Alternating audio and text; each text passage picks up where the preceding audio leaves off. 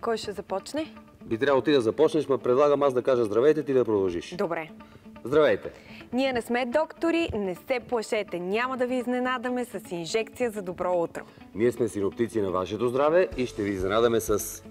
С какво? Знаеш ли с какво? Не. Аз сега ще кажа с коктейл от Фреш. Може, но ако в него има щипка билки, лъжичка метрология, доза астрономия, капка дъждовни облаци и всичко това гарнирано с резанче луна. Браво! Облакът е много здравословен и много пречистващ. Особено ако добавим портокалче Ябълка и лимонче. и да не забравяме и ядки. Точно така. И всичко това на достъпна цена. Фреш, сутрин рано и попладне и когато ти падне, може. Много ми харесва рецептата. По-далече от печката, по-близко до блендера. Нарязваме портокала, лимона и ябълката и ги слагаме в блендера. Добавяме орехи и щипка джинджифил, които потискат апетита. Пасираме ги и изпиваме сока. Ние сме това, което ядем. И което пием. Това е нашето предаване «Доктор Време» за това как времето влияе върху хората. Защото времето е здраве. Времето лекува. Времето е приливи и отливи. Времето е относително.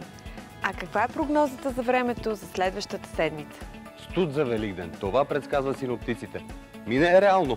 Необичайно студено време. Не всяка година щъркелите носят пролетен сняг и с ограшица. Той е женски. На цялата страна обилни напоителни дъждове. Гръмотевици. Студено с температури между 5, не минус 5, между 5 и 21 градуса. Атмосферното налягане за тази част от месеца ще бъде малко по-ниско от нормалното. Вярно, ниско е. Слънцето най-после ще греене за малко. На 21 и 22. И след това отново ще избяга на някъде. Много капризно време. Луната и звездите направо са полудели. За 2 седмици 2 затъмнения.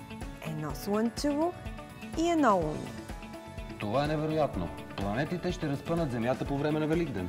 И това се случва веднъж на 500 години. Този коридор на затъмнението, както го наричат астрономите, влияе страшно много на психиката и физиката на човек.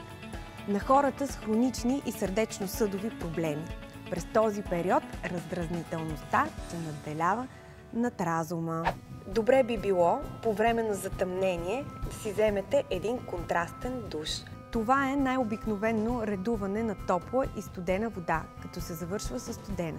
При редуването на гореща и студена вода се изпраща кръв от органите до кожата и периферията и обратно.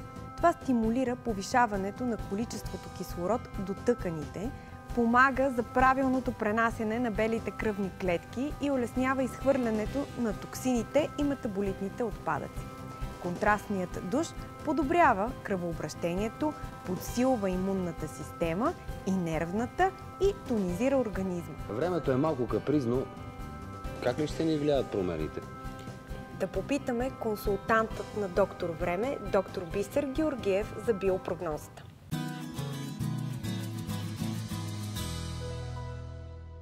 Здравейте, доктор Георгиев!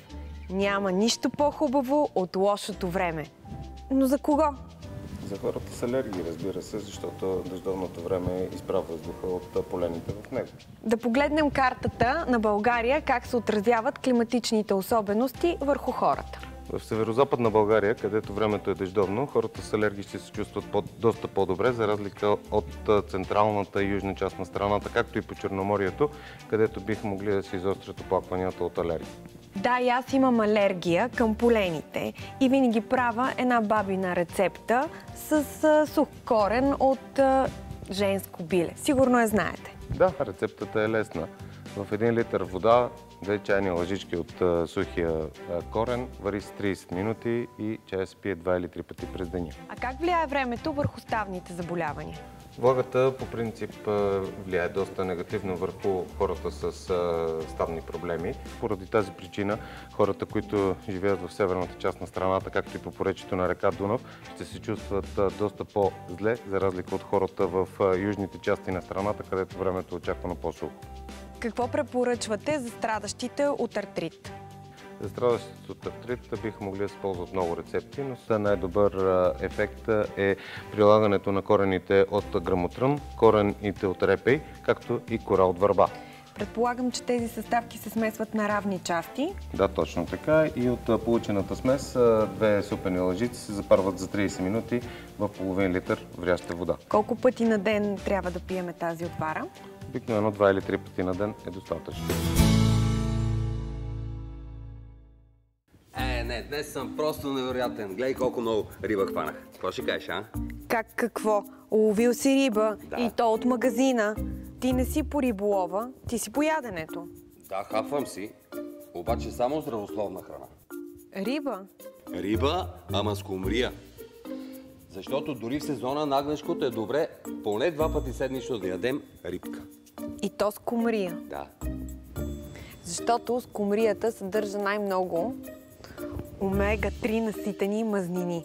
Това помага за хроничната умора и за депресията. Предлагам вечеря с кумрия и чаша хубаво бяло вино. Да, а за десерт ще гледаме шоуто на моята любимка Пади от Britain's Got Talent, която така танцува на 80, че със сигурност е яла страшно много скумрия.